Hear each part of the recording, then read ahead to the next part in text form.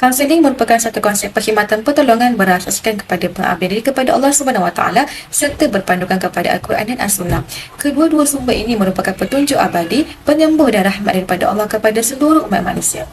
Kaunseling Islam bukanlah sekadar bermaksud untuk memberikan bantuan bagi menyelesaikan satu masalah, namun ia juga merupakan satu perkhidmatan pertolongan yang merangkumi seluruh aspek kehidupan manusia dengan berlandaskan ruang lingkup yang telah digariskan dalam Islam.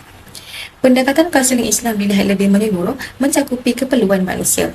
Pendekatan sedemikian adalah satu proses yang melibatkan elemen jasmani dan rohani yang merupakan indikator penting perkembangan manusia walaupun berbeza budaya dan latar belakang. Hal ini kerana bimbingan dan kaunseling bukanlah satu perkara yang asing lagi bagi masyarakat Melayu. Sejak dahulu lagi, segala permasalahan yang berkait dengan keluarga atau masyarakat pasti akan dirujuk kepada kaunselor berkenaan yang bertindak untuk memberikan kesejahteraan kepada masyarakat setempat. Cabaran yang pertama, kaunselor kurang berkeyakinan untuk menjadi teladan kepada klien. Tugas kaunselor ini bukanlah tugas yang mudah. Tugas kaunselor bukan sahaja membantu menyelesaikan suatu perkara ataupun masalah, malahan turut menjadi contoh ikutan yang terbaik kepada klien. Perkhidmatan kaunseling juga merupakan salah satu pendekatan dalam konsep membentuk dan mendidik akhlak individu ke arah yang lebih terpuji. Imam Al-Ghazali menjelaskan bahawa tujuan perkhidmatan kaunseling dan dakwah berkait rapat dengan proses pembentukan akhlak individu.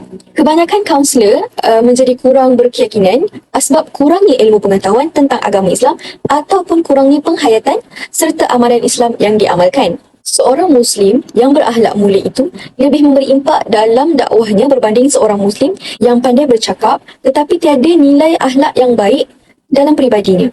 Pengetahuan kaunselor yang terhad tentang adat budaya di Malaysia menyebabkan kaunselor tidak mampu untuk menyelesaikan masalah-masalah klien yang melibatkan adat budaya dan agama di Malaysia.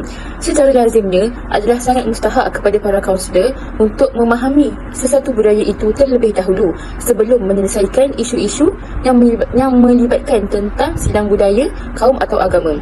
Kaunselor seharusnya keluar daripada sifat atau cara tradisional yang wujud dalam diri mereka. Mereka seharusnya memberikan penumpuan kepada isu-isu yang melibatkan adat kaum, budaya atau keluarga. Mereka sewajarnya dilatih untuk memahami budaya masyarakat yang berbeza.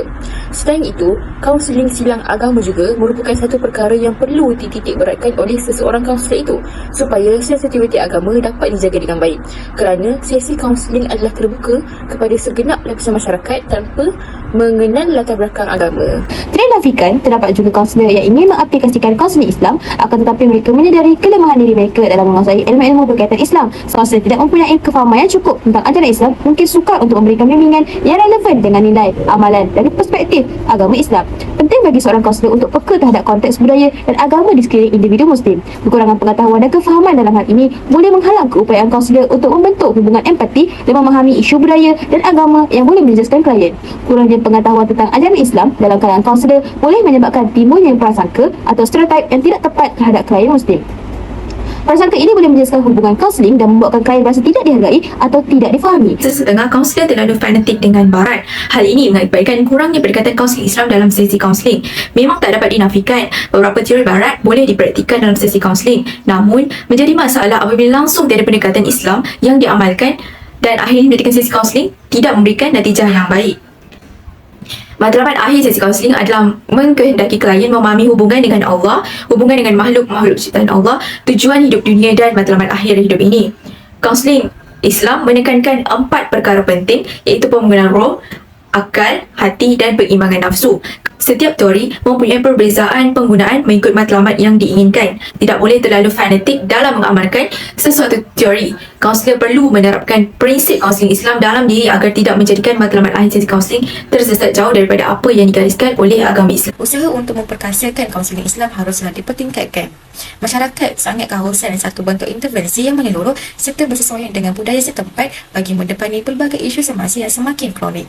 Walaupun terdapat pelbagai cabaran bagi melaksanakan kaunseling Islam, iaitu antaranya kurang keyakinan kaunselor untuk menjadi contoh teladan kepada klien, kaunseling silang budaya antara kaum atau agama, dan yang terakhir sekali kekurangan ilmu pengetahuan berkaitan ajaran agama Islam dalam kalangan kaunselor. Namun, matlamat kaunseling Islam itu sendiri adalah bertujuan untuk membentuk insan ke arah kekamilan dan dapat hidup bersama-sama masyarakat dengan kehidupan yang sederhana.